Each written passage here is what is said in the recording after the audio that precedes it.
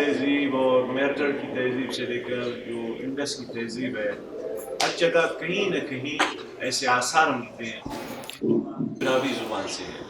لیکن بدقسمتی سے براوی زبان پر جو ریسرچ ہونا تھی یا جس کی ضرورت تھی یا اس کو جو اہمیت ملنا تھی وہ نہیں مل سکی. اور ابتدائی کام یہاں پر جو کیا وہ مستشرقین نے کیا، انہوں نے براوی زبان کو دریافت کیا. اور اس وقت بھی اگر آپ یورپ جائیں یا آپ جو ہے ہندوستان یا جہاں جہاں جو قدیم زبانوں کی امپورٹنس کی بات ہوتی ہے وہاں براوی زبان کو ایک ایرے کے طور پر لیا جاتا ہے. لیکن ہمارے ہاں چونکہ ریسرچ بہت دیر کی بات ہے اور ابھی بھی ہم اپنا وہ حق کما کو ادا نہیں کر پا رہے جس کی ضرورت ہے. اور اس کے ساتھ ساتھ چونکہ براوی بولنے والے زیادہ تر نومیڈز رہے ہیں، ان کی پوری لائف خانہ بدوشی میں گزری ہے، تو انہوں نے تحریر کی جگہ زبانی روایات کو اہمیت دی ہے. ہمارا جو فوک لور ہے وہ بڑا رچ ہے، جس میں ہماری شاعری ہے، جس میں ہمارے محاورات ہیں، جس میں ہمارے ضرب الامثال ہیں، جس میں ہمارے ایون جو فوک سٹوریز ہیں بڑی تعداد میں ہے. لیکن وہ سب روایتی جو زبانی سینہ در سینہ وہ سلسلہ چلا آ رہا ہے. تو اس لیے بہت دیر بعد براوی زبان کو ایک تحریری شکل ملی اور براوی فکشن کا آغاز ہمارے ہاں 50 کے عشرے میں ہوا اور ابھی 50-60 سال ہو چکے ہیں.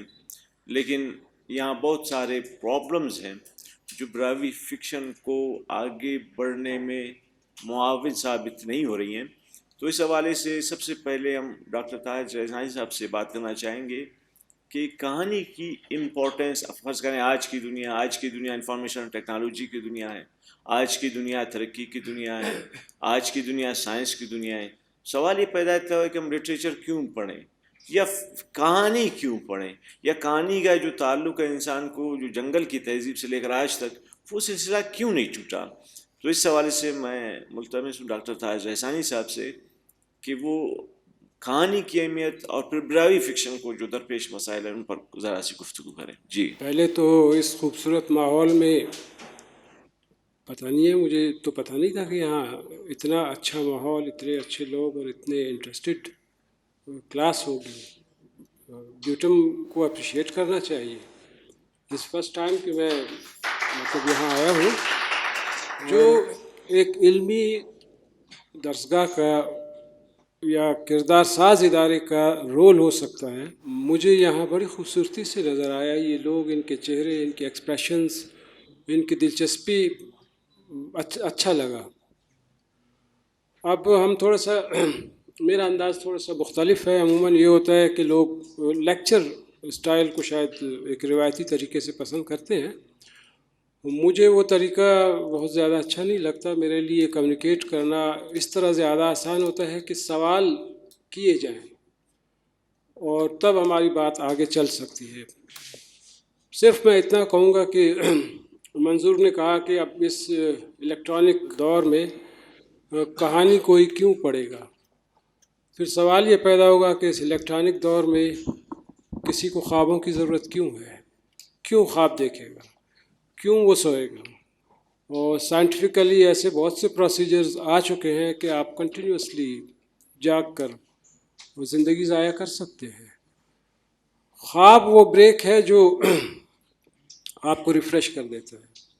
اس طرح کہانی وہ بریک ہے جو آپ کو ایک بار پھر پیدا کر دیتا ہے. ہم دور کیوں ہو رہے ہیں؟ شاید اس لیے کہ کہانی کی جو بنیادی ضرورت ہے، کہانی کہنے والا، کہانی سننے والا اس وقت تک اس کے گہرائی میں نہیں پہنچ سکتا جب تک کہ اس کے اندر ایک خود شناسی نہ ہو. دیکھیں، خود شناسی بہت بنیادی چیز ہے، کردار کے لیے بھی، کہانی کے لیے بھی، خواب کے لیے بھی، زندگی کے لیے بھی. اب جب میں خود شناسی کی بات کرتا ہوں، ہم ایک دوسرے کو جانتے ہیں، ہم کہہ سکتے ہیں کہ یہ میں ہوں. سوال پیدا ہوگا کہ میں کیوں ہوں، اور یہاں سے وہ فلسفی یا وہ بے چینی شروع ہوتی ہے کہ میں کیوں ہوں. ایک بس میں جا رہے تھے، ایک مسافر بیٹھا تھا، اس کے ساتھ ایک خاتون اسٹوڈنٹ ہوگی وہ بیٹھی تھی. کسی اسٹاپ پہ بس رکی، ایک اور बूढ़ी औरत अपने सामान के साथ आके बैठी। अब वो चूँकि बूढ़ी थी, लाठी उसके साथ था, सामान कुछ गोद में कुछ इधर उधर रखा। उसके बाद उसने लाठी यूँ रखी तो लाठी जो लंबी थी कुछ इस जो साथ बैठी लड़की थी उसकी गोद में, और कुछ साथ बैठे हुए मोहतरम तक पहुंची। तो जो साथ बैठे थे उन्होंने लाठी को पीछे किया और देख रहा था कि इस सामान के साथ ये जो स्टूडेंट बच्ची है ये अनईजी हो रही है। बहरहाल उसने आखिर लड़की से कहा कि आप इस लाठी को पीछे क्यों नहीं कर देते। वो इस जवाब को आप देखेंगे, फिर हमारी गुफ्तगू आगे शुरू होगी। उसने कहा कि मेरा स्टाफ 10 मिनट के बाद आने वाला है, हमारी हम सफ़री है कितनी, 10 मिनट की। 10 मिनट के बाद मैं आपके साथ हम सफ़र नहीं हूँ, शायद अगले 10 मिनट के बाद आप उसके साथ हम सफ़र ना हो। तो इस 10 मिनट के लिए अगर नारवाई पैदा हो जाती है इंसान में तो इंसान बहुत छोटा है। अब आप इस एक बस को, इन 3 किरदारों को अपने इस इदारे पे ही, एक इंस्टीट्यूशन पे इम्प्लीमेंट कर दें। आज हम यहाँ बैठे हैं, 1 घंटे के बाद हम यहाँ नहीं होंगे, कुछ और लोग बैठे होंगे, वो भी चले जाएंगे, उसके बाद कुछ और लोग आ जाएंगे। ये हम सफ़र ही बड़ी मुख्तसर है। आप इसको और फैला दें, अपने पूरे शहर को देख लें तो क्या हालत, क्या सूरत हाल है, क्यों है।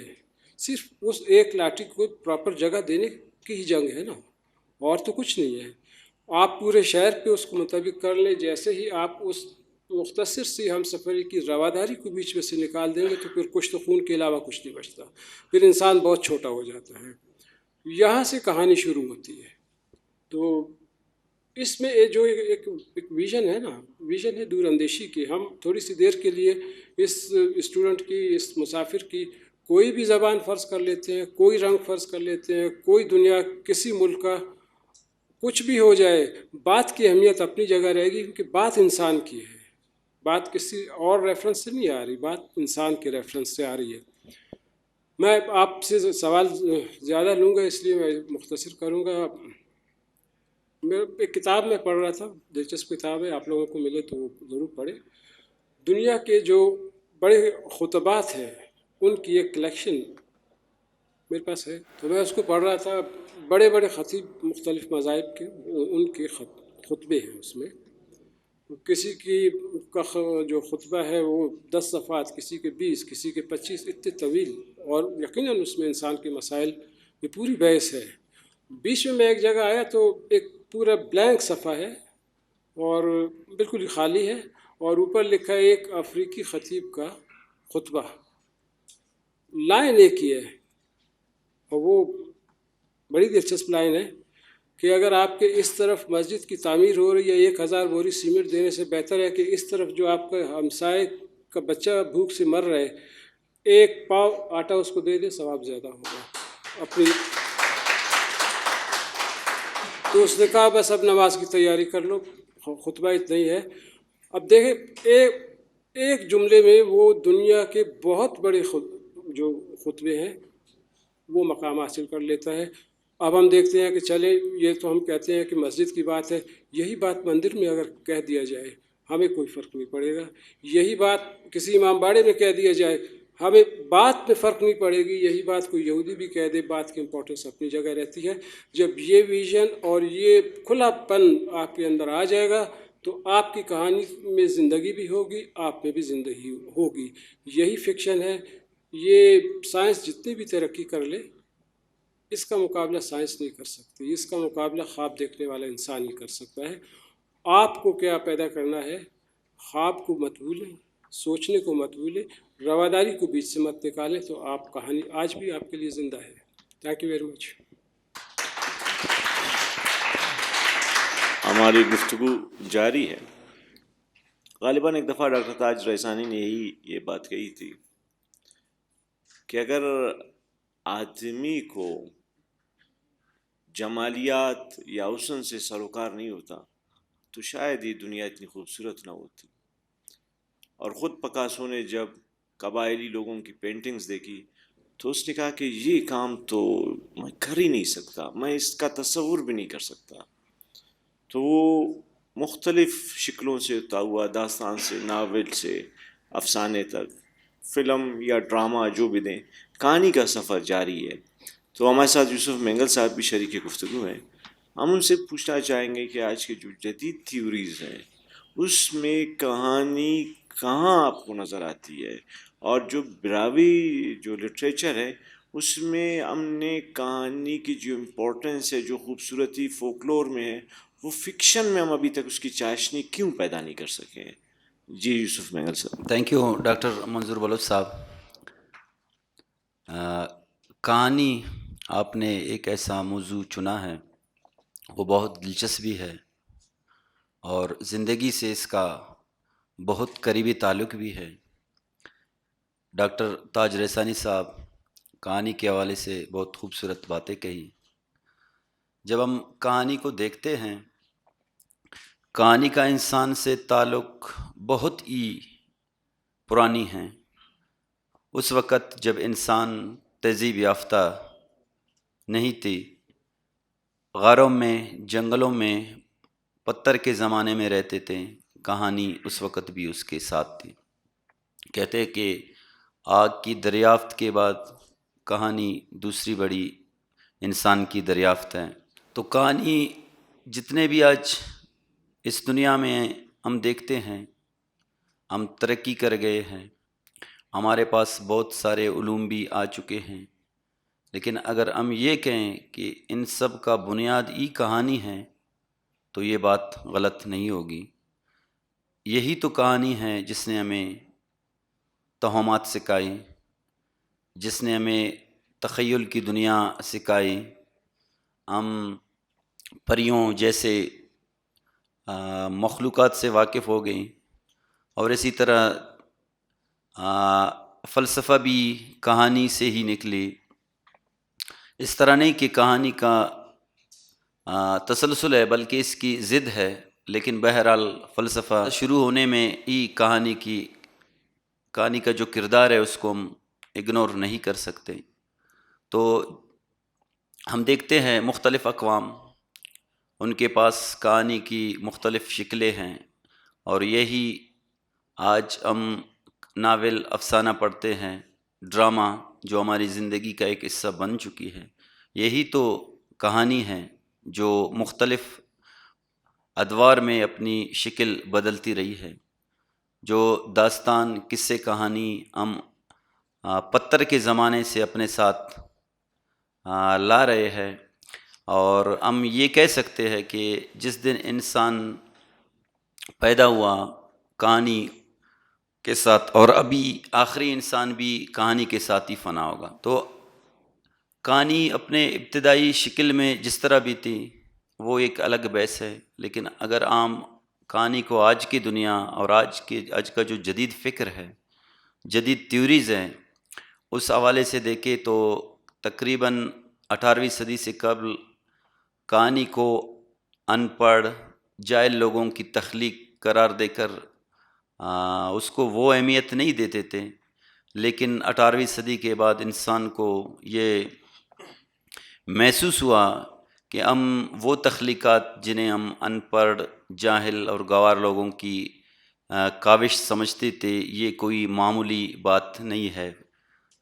یہ بہت اہمیت کی یہ جو تخلیقات ہیں ان کی بہت بڑی اہمیت ہے. 18ویں صدی کے بعد انسان نے کہانی کی طرف غور و فکر کرنا شروع کر دیا، اور فولکلور خصوصاً جس میں بہت ساری چیزیں آتی ہے، اس میں کہانی بھی ہے، شاعری بھی ہے، اور ہمارے لوک دانش بھی ہے، روایت بھی ہے. 18ویں صدی کے بعد جب ان کو اہمیت ملنا شروع ہو گئی تو کہانی نے پھر داستان یا قصے سے ناول کی صورت میں ہمارے سامنے آ گئی. اس کے بعد افسانہ اور ڈرامہ تو خیر بہت ہی پرانی صنف ہے، اور وہ آج جدید شکل میں ہمارے سامنے ہے. یقیناً ہم سب ڈرامے سے تو واقف ہی ہوں گے. اور انسان جتنی ترقی کرتی گئی اور کہانی کو وہ اپنے ساتھ آگے لاتا رہا، اور آج کا جو جدید فکر ہے ہم دیکھتے ہیں مختلف فلسفے کے حوالے سے، جیسے تھیوریز ہمارے سامنے جدیدیت کی ہے، پوسٹ ماڈرنزم کی ہے. اور پوسٹ ماڈرنزم تو خصوصاً انسان کو واپس اسی دنیا میں لے جانا چاہتے ہیں جہاں سے انسان اوکے اس ترقی یافتہ دنیا میں داخل ہو گئی ہے۔ اس کی بھی کچھ وجوہات ہیں، جیسے کہ پوسٹ ماڈرنزم کا تھیوری ہے، وہ کہانی کو بہت ہی زیادہ اہمیت دیتی ہے، اس لیے نہیں کہ کہانی صرف مزہ لینے کی چیز ہے، بلکہ وہ زندگی کی معنویت اور اپنے فیوچر کے لیے جو ان کے پلاننگز ہے، جو انسان کی ترقی کا دار و مدار ہے، وہ یہی کہتے ہیں کہ ہم اپنے ماضی سے بہت کچھ ہم حاصل کر سکتے ہیں، اپنی ماضی سے بہت کچھ سیکھ سکتے ہیں، اور ہم اپنی ماضی کو ایک دفعہ پھر سمجھنا چاہتے ہیں کہ ہم کس طرح زندہ رہے ہیں۔ ہمارے جو انسان کی ایک حقیقی دنیا اور ایک خیالی دنیا ہے، حقیقی دنیا گو کہ تلخی ہے، اس میں غم ہے، پریشانی ہے۔ انسان کی خیالی دنیا، اس میں خوبصورتی ہے، جیسے ڈاکٹر صاحب نے خواب کا ذکر کیا، جب انسان فارغ ہوتا ہے تو لاشعوری طور پر ایک خیالی دنیا میں چلے جاتے ہیں، اور وہی چیزیں جو حقیقی دنیا میں نہیں کر پاتے، جو ان کے لیے ممکن نہیں ہے، تو وہ خیالی دنیا میں وہ سب چیزیں اس کے لیے ممکن ہو جاتے ہیں۔ جو بھی ان کے خواہشات ہیں، ان کا تکمیل ہی صرف خیالی دنیا، یا آپ خواب کہہ سکتے ہیں، تصور کہہ سکتے ہیں، اسی کے ذریعے ہی ممکن ہے۔ اگر ہم کہانی کو دیکھیں تو کہانی ہی یہی انسان کی خیالی دنیا ہے، جسے ہر کوئی اپنے خواہشات اور اپنے جو سوچنے کا ان کا انداز ہے، انہی کو بیان کرتا ہے، وہی تو یہ کہانی ہے۔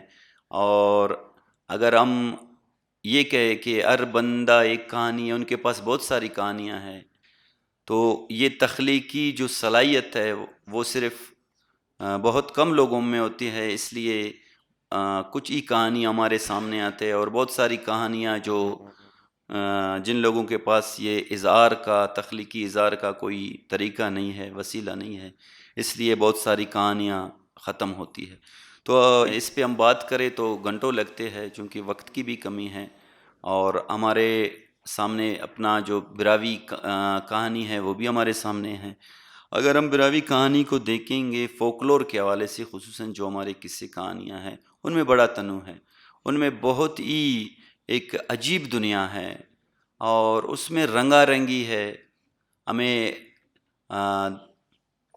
وہاں پہ انسان کے علاوہ اور بھی بہت ساری مخلوقات ملتے ہیں، اور اس سے ہم ڈیولپ ہو کے جب ناول کی دنیا میں پہنچے ہیں تو یہ قریباً بہت ہی کم عرصہ بنتا ہے، کوئی 50-60 سال۔ لیکن بدقسمتی یہ ہے کہ ہم ایک ایسے معاشرے میں رہتے ہیں جہاں انسان ان چیزوں کو ابھی تک سمجھ نہیں پائے ہیں، اور کہانی کی جو قدر ہے وہ ہم کیا، بلکہ ہمارے جو حکمران ہے، جن کے پاس اقتدار ہے، وہ ان چیزوں کو آج تک اہمیت نہیں دی ہے، نہ ان کی طرف کوئی توجہ کی ہے۔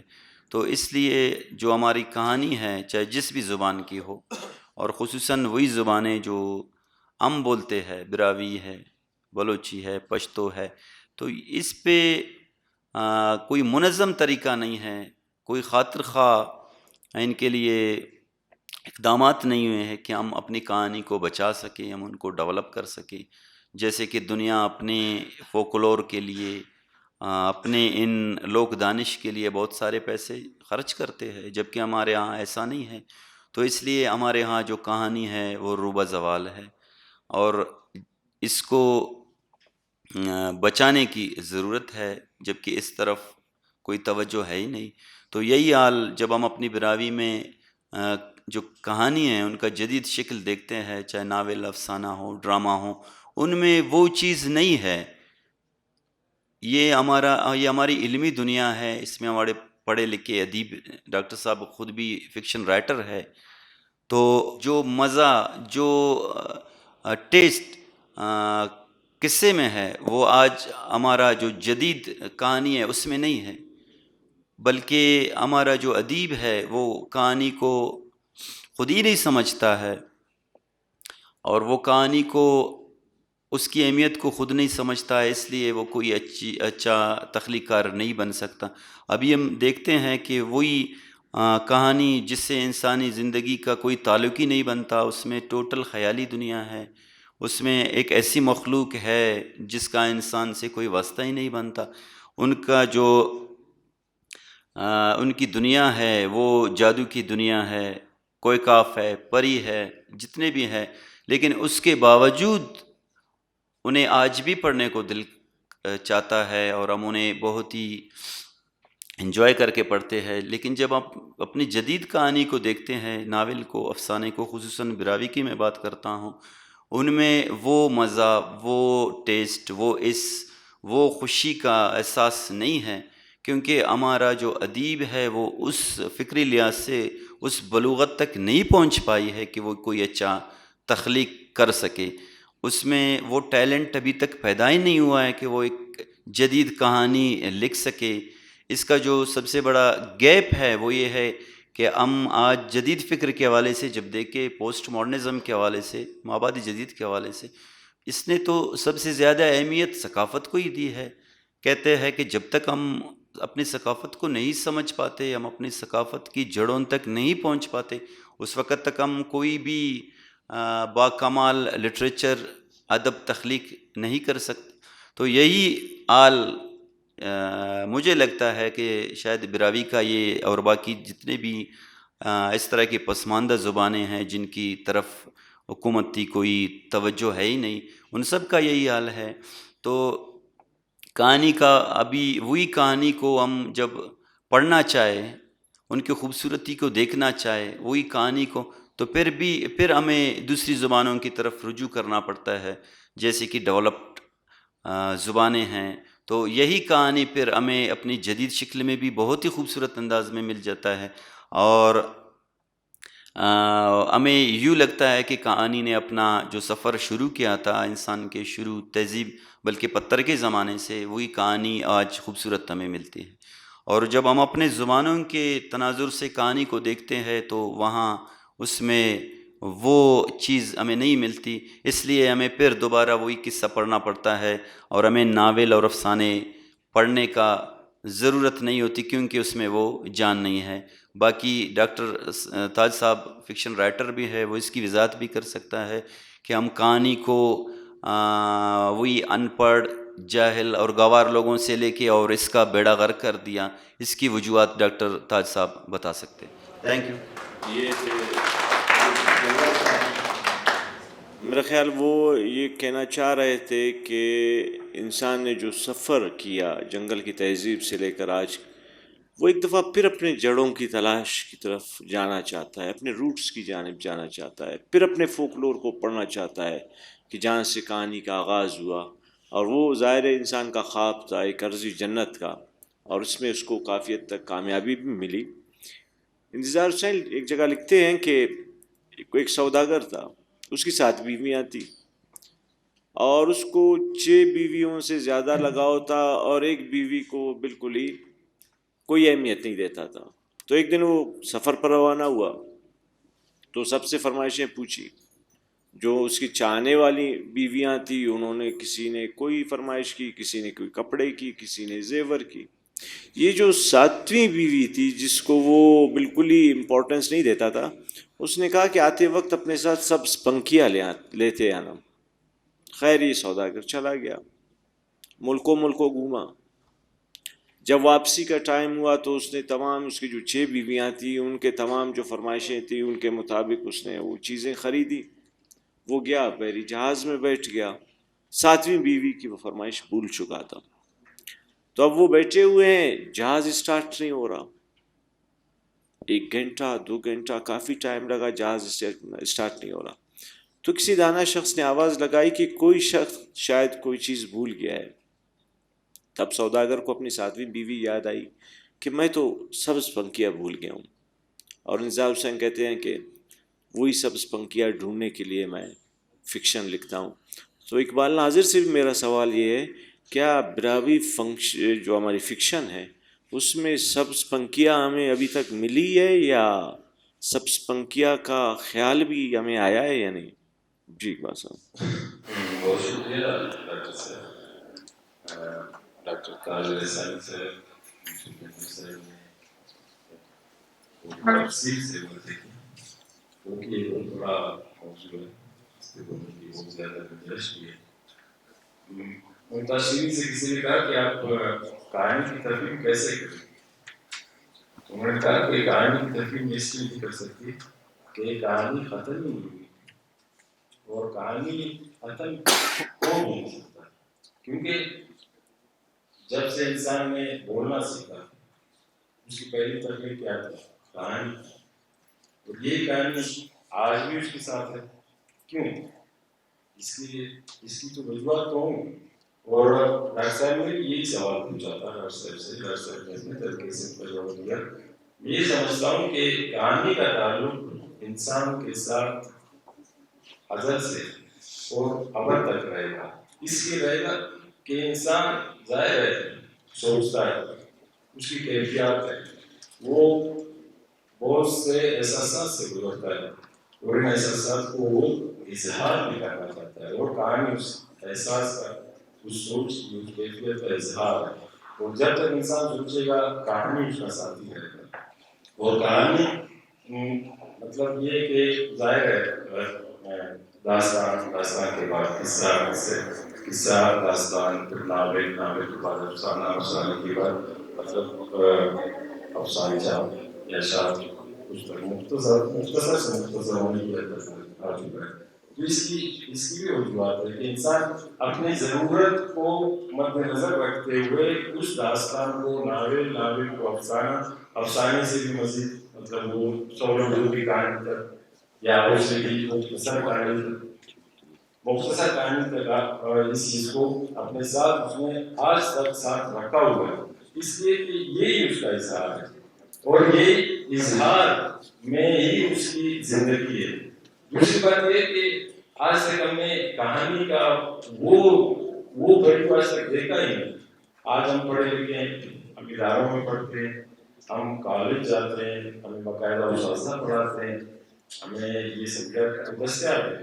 لیکن آج سے پہلے کے لوگ جب اسکول نہیں ہوتے تھے، جب ادارے نہیں ہوتے تھے، جب ان کو یہ نہیں پتا ہوتا تھا کہ یہ جو محل ہے جہاں بادشاہ رہتا ہے اس کے اندر کیا ہے، اس کے اندر کیسی سازشیں ہوتی ہیں، کیسے فیصلے ہوتے ہیں، تو پھر وہ کہانی تھی جو ان کو یہ چیز سمجھاتی، ان تک یہ بات لاتی تھی اور ان کو زندگی کے نشے و فراز، ان کو زندگی کے جتنے بھی ہنر تھے وہ کہانی نہیں سکھائیں.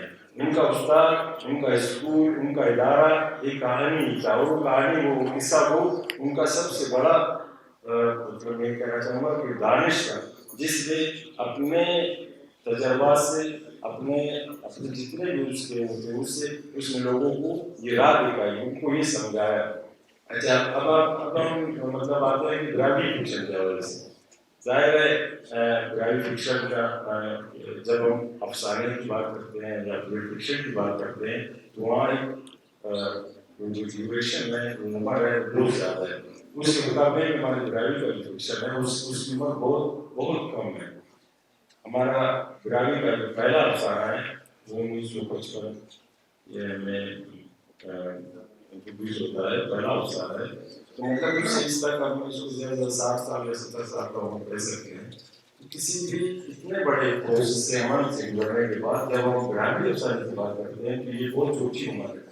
مطلب جب ہم دیکھتے ہیں کہ داستان صدیوں کا دورانیہ گزرنے کے بعد ناول میں بدلتا ہے، جب تحریر شروع ہوتی ہے اور جب ناول اپنے عروج پر پہنچتا ہے تو لوگوں جب صنعتی دور یا زرعی دور کی پیداوار ہے یا پھر جب صنعتی دور میں لوگ آتے ہیں بس وقت کی کمی ہوتی ہے تو وہ اپنی ضرورت کو مد نظر رکھتے ہوئے افسانہ بناتے ہیں، افسانے کی ایجاد کرتے ہیں تاکہ کم وقت میں بھی لٹریچر سے ان کا تعلق ختم نہ ہو اور ان کو اتنا وقت ملے کہ ایک افسانہ ضرور پڑھ سکے.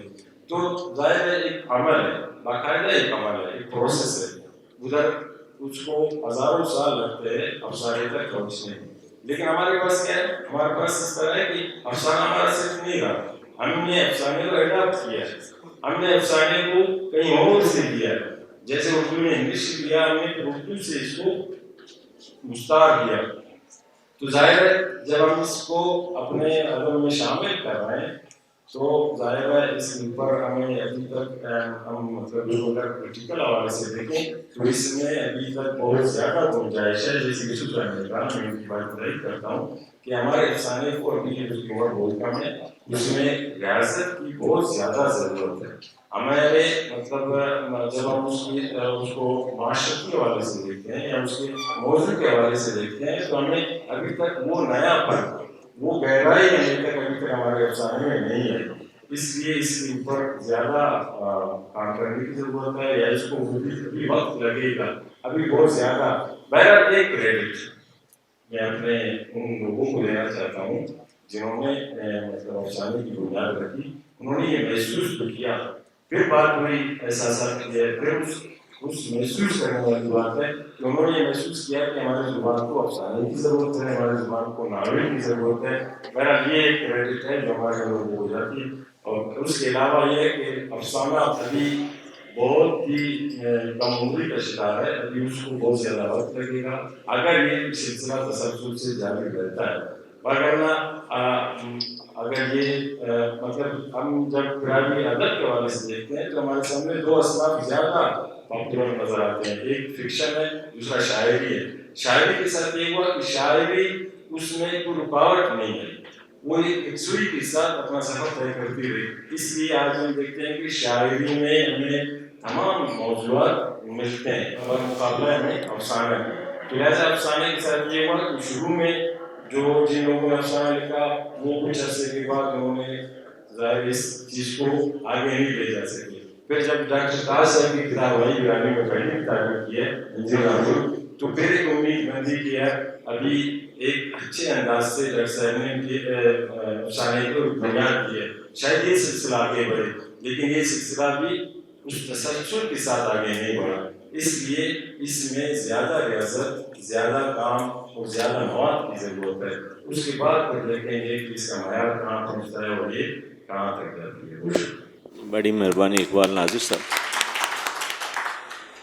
انسان جو ابتدائی انسان ہے اس نے اپنی تکالیف کو مد نظر رکھ کے خواب دیکھے ایک عرضی جنت کے. اس عرضی جنت کے خواب نے کہانیوں کو جنم دیا، کہانیوں سے فلسفے نے جنم لیا، جادو نے جنم لیا، مذاہب نے جنم لیا اور سائنس نے جنم لیا. جب ہم مڑ کر دیکھتے ہیں جو ہمارے ابتدائی قصے ہیں جن کو ہم فوک ٹیلز کہتے ہیں، اس میں ہم دیکھتے ہیں کہ پری کے بال کو جلایا جائے تو دیو آ جاتا ہے. آج ہم دیکھتے ہیں کہ روبوٹ کی صورت میں دیو موجود ہے. وہاں اڑن کھٹولا تھا، یہاں ہوائی جہاز ہے. وہاں آب حیات یا سومرس جو ہندوستان میں کہتے ہیں، اب اس کی تلاش میں ہے انسان کہ وہ آب حیات سومرس ملے تاکہ انسان جو موت کے خلاف اس کی جنگ ہے اس میں اس کو بارآوری مل سکے. علم چونکہ ہم نے اخذ کیا ہی کہانیوں سے، ایک زمانہ تھا کہ علم کو طاقت کہا جاتا تھا. آج کے دور میں علم سرمایہ ہے اور ذہانت نے ہی دنیا کو خوبصورت بنایا ہے. تو کسی نے آئنسٹائن سے پوچھا، جو آئنسٹائن اس وقت کا جو دنیا میں یا 20ویں صدی یا جو اب تک کی سب سے ذہین شخصیت، تو اس نے کہا کہ آپ اپنے بچوں کو یہ قصے جو پرانے قصے ہیں، جو فوک ٹیلز ہیں، یہ سنائیں یا پڑھائیں. اس نے پوچھا کہ مزید ذہین بنانے کے لیے کیا کریں. اس نے کہا مزید یہ قصے پڑھائیں یا سنائیں. تو قصوں میں بہت کچھ ہے، جادو بھی ہے، زندگی بھی ہے، زندگی کے کمالات بھی ہیں. بہرحال وقت کی کمی ہے، بہت ساری گفتگو ہو سکتی ہے، اور براوی فکشن کو ہم نے ابھی تک نو آبادیات یا نئی نو آبادیات کے تناظر میں دیکھا ہی نہیں ہے، جس کی وجہ سے بہت سارے سوال پیدا ہوتے ہیں.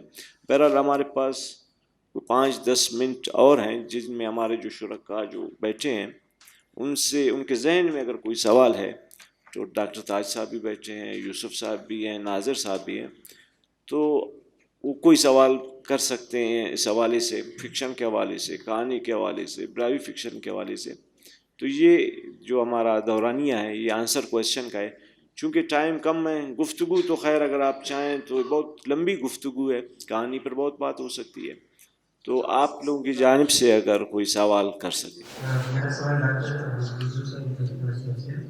جیسے یوسف صاحب نے کہا کہ کہانی میں جب انسان نے جب باغ کرتے ہیں तो इसी तरह के प्रेयर्स में मॉडलिंग बैठे से यही सवाल किया कि कहानी का जन्म कैसे हुआ। तो उन्होंने कहा कि इंसान जब जंगलों में रहते थे तो रात को अगर उन्हें डर था कि जब वो सो जाएंगे तो गरेंगे आ जाएंगे, तो वो आग जला के उसके पास कोई कहानियाँ बनाते थे, कहानी इस तरह से लगे आपकी। तो उसने एक और बात की कि आज भी इंसानों को दरिंदों से खतरा है, आज भी कहानियाँ लिखते हैं ताकि जागते रहो और एक दूसरे को प्रोटेक्ट करते रहो। तो मेरा ख्याल है कि किसी इंसान को जो fiction as a movement, as a resistance, इंसान को, इंसानी जिंदगी को, इंसानों को जिन चीज़ों से, जिन तरीकों से आज करता है, इसमें फिक्शन किस तरह से एज अ रेजिस्टेंस सामने। मैं तो चाह रहा था कि इतना संजीदा माहौल ना हो, ज़िंदा लोग हैं, कम से कम गुफ्तगू ज़िंदा लोगों की होनी चाहिए। वो इतना सीरियस टॉपिक तो नहीं है, कहानी तो है ही प्यार की, मोहब्बत की और दोस्तियों की चीज़ें हैं। पता नहीं आप लोग तो फ़िलासफ़र बन के बैठ गए हो। अच्छा, जहाँ तक आपका सवाल है, सॉरी अब मुझे फिर सीरियस होना पड़ेगा। देखिए, बहैसियत एक तख्लीकार के, ये आपके इख्तियार में है कि आप क्या, चॉइस आपका है। और अल्लाह ताला ने भी इंसान को सारे अपने इख्तियार वग़ैरह दे के ख़ुद मुख्तार कर दिया है कि देखो इधर भी रास्ता है, इधर भी रास्ता है, चॉइस आपका है, जवाब आपने देना है कि आपने सही रास्ता चुना या गलत रास्ता। अब चॉइस आपका है, आप चाहें तो एक कोई पत्थर से एक बहुत अच्छा बुत बना लें, आर्ट है वो भी। और अगर आप चाहें तो आप टेस्ट ट्यूब से एक बेबी भी बना लें, वो भी आर्ट है। फ़र्क ये होगा कि जो पत्थर का बुत है वो मोहताज होगा कि उसका खालिक उसकी इंटरप्रिटेशन करे, लेकिन जो ज़िंदा बच्चा पैदा होगा उसमें यह क़ुव्वत होगी कि शायद वो अपने खालिक की भी इंटरप्रिटेशन कर सके कि मुझे पैदा करने वाला कौन है। ये देखिए, चॉइस जो है ना वो आपका है, आप ज़िंदगी को चूज़ करते हैं या आप मौत को चूज़ करते हैं। मौत भी एक बहुत बड़ी हकीकत है, इतना उसको डरावना ना बनाए तो वो बहुत बड़ी हकीकत है। यह फिक्शन आपको सिर्फ यही विज़न दे सकता है या देना चाहता है कि आप इंसान की हैसियत से अगर मुंतखब करेंगे तो ज़िंदगी का रास्ता ही आपके लिए बेहतर है। अब इसमें हम बहुत सी मिसालें देते चले जाएं। फिक्शन से आप खाली बिल्कुल हम नहीं रह सकते। अगर हम ये कहते हैं कि अब आज कहानी की ज़रूरत नहीं है, आज कहानी व्हाट्सएप की सूरत में आपके पास है, फेसबुक की सूरत में आपके पास है, मीडियम सिर्फ चेंज होता है। फ़िक्र का जैसे जैसे इर्तिक़ा होगा वो अपने फ़िक्र को आगे पहुंचाने के लिए मीडियम में तब्दीली होगी। एक ज़माना था कि सारी रात तक कहानी चल सकती थी, अब इंसान इतना माहिर हो गया है कि वो एक सेंटेंस में कई रातों की कहानी एक जुमले में कह देता है, एक शेर में कह देता है। ये उसकी महारत है। तो आप बेसिकली महारत की तरफ जा रहे हैं, यही फिक्शन है, ख़त्म नहीं होगा, मीडियम का चेंज ज़रूर आएगा इसमें। कोई और अगर कोई सवाल करना चाहे। रिसर्च ऑफिसर मेरा सवाल है जनाब डॉक्टर ताजुल एहसानी साहब से। डॉक्टर साहब, मैं खुद ब्रावी लिटरेचर नौमालूम स्टूडेंट हूँ। दीगर लिटरेचर या दीगर ज़ुबानों के अदब पे जब नज़र दौड़ाते हैं तो हमें एक तसलसल सा पहले किस्सा, फिर नावल, फिर अफसाना, जबकि हम अपनी अदब पे नज़र दौड़ाते हैं तो जिस तरह से आपने कहानी की डिफिनेशन बताई, हमें हमारा अदब एक कहानी करता है। दीगर ज़ुबानों में नावल पहले आया, जबकि बिरावी अदब में सबसे पहले अफसाना। इस हवाले से मैं डॉक्टर साहब आपसे वज़ाहत करता हूँ। मैं सिर्फ अपनी एक्सप्रेशंस बता सकता हूँ, कोई प्रोफेसर टाइप का आदमी तो मैं नहीं हूँ। देखिए, शायरी एक सर्कल की चीज़ कह सकते हैं हम। यहाँ आप मुशायरा कर सकते हैं, बहुत अच्छा मुशायरा हो सकता है। ये सर्कल इस शायरी का वारिस भी हो सकता है, होगा। कहानी के लिए या नावल के लिए मसला नहीं, बल्कि उसकी शनाख्त ये है कि नावल का ताल्लुक़ समाज से होता है। आप यूँ समझ लें कि अगर इनकलाब फ़्रांस जब हम देखें, अगर फ़्रांस की बदहाली ना होती तो शायद बाल्ज़ाक गोरियो ना लिखता। रूस में अगर वो हालात ना होते तो शायद मैक्सिम गोर्की मां ना लिखता। आप देखते चल मिसालें आपको बेशुमार मिलेंगी। नावल या कहानी जो है उसको वारिस जो है वो पूरी सोसाइटी होती है। इसके बाकी जो हमारी शायरी है मुख्तलिफ पॉकेट्स सर्कल्स, एक बड़ा हल्का भी एक बड़ा दायरा भी उसका वारिस हो सकता है, लेकिन दोनों में फ़र्क है। सारी दुनिया में जितनी ज़बानें हैं उन इब्तदाई अदब उनका उसका अगर आप देखें तो वो शायरी के फॉर्मेट में भी है। शायरी में इंसान की फ़िक्र का जैसे जैसे इर्तक़ा होता चला जाता है अब उसको एक बड़े मीडियम की ज़रूरत होती है। जितना पॉलिश उसकी सोच, उसकी फ़िक्र, उसके ख़यालात जितने ज़्यादा इर्तक़ा शुदा होंगे उसको एक उतने ही बड़े मीडियम की ज़रूरत होगी। तो ये फ़र्क दरअसल मैं फिर वही कहूँगा कि आपके मीडियम सोच के साथ आपका मीडियम बदलता जाएगा, सोच आपकी अपने इर्तक़ा के प्रोसेस में वैसे ही रहेगी। और दूसरी बात ये है कि अभी आपकी फ़िक्र या आपके ख़यालात शायद उस इर्तक़ा की उस मंजिल पे हैं जहाँ शायरी आपको काफ़ी है, वो मकसद पूरा हो जाता है उससे थोड़ा सा आगे आप देख लें ब्राह्मी में भी अच्छे अफसाने आना शुरू हो गए। अब जब एक दौर में इन ज़बानों में शायरी कभी कभी खाली कहीं नज़र आती थी, आज तो मैं कम अज़ कम महीने में एक दफ़ा जब बुक स्टॉल जाता हूँ तो मुझे शायरी की 4 किताबें ब्राह्मी में नज़र आती हैं। तो इसका मतलब ये है कि वो अपने इर्तक़ा में है। अब ये इर्तक़ा एक वक्त आएगा कि जब ब्राह्मी जो लिखने वाले सोचने वाले हैं उनकी सोच के लिए ये शायरी का जो फॉर्मेट है या मीडिया है ये ज़रा तंग पड़ जाएगा, तब वो नावल की तरफ ज़रूर आएगा। तब आएगा जब सोसाइटी इतनी डेवलप हो चुकी होगी कि उसे एक बड़े मीडियम की ज़रूरत हो। ये कोई ऐप नहीं है, ये दुनिया में होता रहता है। बहुत सी ज़बानें हैं बहुत तरक्की के उरूज पे जाने के बाद वापस वो शायरी पे आ गई हैं। तो ये एक नेचुरल प्रोसेस है, ये कोई मायूस इससे नहीं होना चाहिए। ये मुख्तलिफ़ औक़ात पे आपकी चॉइसेस होती हैं ना, कभी आपकी चॉइस होती है कि मैं इस तरफ चला जाऊँ, कभी आपकी चॉइस ये है। तो ये सिर्फ सिलेक्शन ऑफ चॉइसेस है, इसमें कोई और ऐसा मसला मुझे नहीं लगता। सिर्फ चूँकि ज़ुबान पर बात चल रही है तो ज़ुबान के हवाले से कोई बात पूछनी थी कि कोई भी कौम हो, चाहे ब्राह्मी हो, चाहे बलूच हो, चाहे किसी भी कौम की भी सबसे बड़ा जो उसका यानी मसला जो होती है वो कौम यानी उसकी ज़ुबान होती है या ज़मीन। जी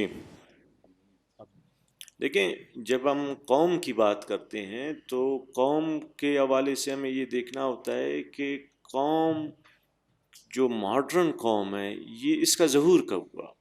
इसका ज़हूर तो सरमायादाराना निज़ाम या सनती इनकलाब के साथ हुआ, और सनती इनकलाब के साथ हुआ तो कौम के लिए ज़ुबान के साथ ज़मीन, माशी मफादात, सियासी मफादात, जोग्राफियाई तमाम अहमियत के उसके ज़रूरी अज्जा करार पाए। जहाँ तक ज़ुबान की बात है तो मेरा ख़्याल मट्टी और ज़ुबान को हम अलग कर नहीं सकते हैं। ये दोनों इंसान की वो बुनियादी ज़रूरियात हैं कि अगर आप मट्टी से अलग होंगे तब आपकी ज़ुबान नहीं होगी, अगर ज़ुबान होगी, अगर आपके पास अपना मट्टी नहीं होगी, अपनी सरज़मीन नहीं होगी, तब भी आप जो है शिनाख्त के दायरे में घूमते रहेंगे।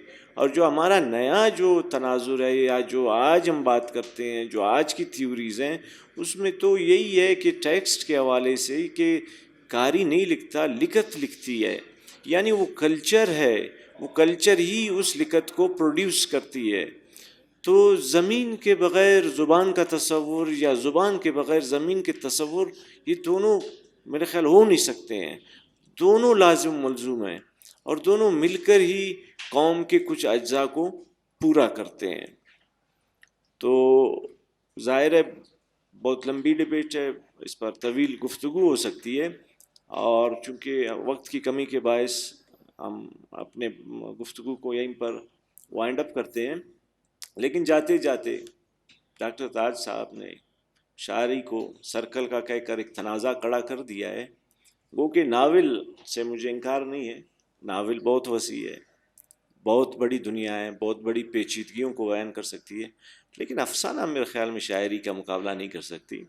और किसी ने दिलीप कुमार से पूछा कि दिलीप साहब, आपकी जो कामयाबी है उसके पीछे राज क्या है? तो उसने कहा शायरी। तो ये तनाज़ा पैदा हुआ है, ये तनाज़ा चलेगा। अब जो मैं बात करूँगा ये मजाक में होगा. शायरी बिल्कुल ऐसे ही है जैसे मुर्गी आधा घंटा बैठ के अंडे दे देती है, और नावल या अफसाना बिल्कुल ऐसा ही है कि 21 दिन अंडों पे बैठ के चूज़ा निकलेगा वरना नहीं निकलेगा. ये मजाक में है. इससे कतन ये मतलब नहीं कि शायरी की अहमियत कम है, नहीं. वो चूँकि फॉर्मेट की हम बात कर रहे थे, कुछ चीज़ें उस फॉर्मेट पे अच्छी लगती हैं, कुछ सोच और फिक्र जो है उसको एक बड़े फॉर्मेट की, बाकी अहमियत दोनों की शायद एक दूसरे से ज़्यादा है. खुश तो नहीं हूँ इसमें तनाज़े को आगे भी बढ़ाऊँगा, लेकिन चूँकि ब्यूटम्स की हम बहुत मिन्नतवार हैं कि उन्होंने हमें मौका दिया. ज़ाहिर है टाइम की तंगी तो है, ज़ाहिर है इंसान की तारीख़ बहुत तवील है, कहानी का सफ़र भी बहुत तवील है, इसमें बहुत नशे व फराज भी आते हैं. आज के हवाले से भी गुफ्तगू हो सकती है, नौआबादियात के तनाजुर में गुफ्तगू हो सकती है, फिर जो अपनी जड़ों की तलाश है, रूट्स की तलाश है, उसके हवाले से भी गुफ्तगू हो सकती है. और जब तक इंसान है ख्वाब देखता रहेगा, कहानी भी ज़िंदा रहेगी. आप लोगों का बहुत शुक्रिया कि आपने इस कम वक्त में भी हमें सुना, टाइम दिया. आपकी बड़ी मेहरबानी, बड़ी नवाज़िश.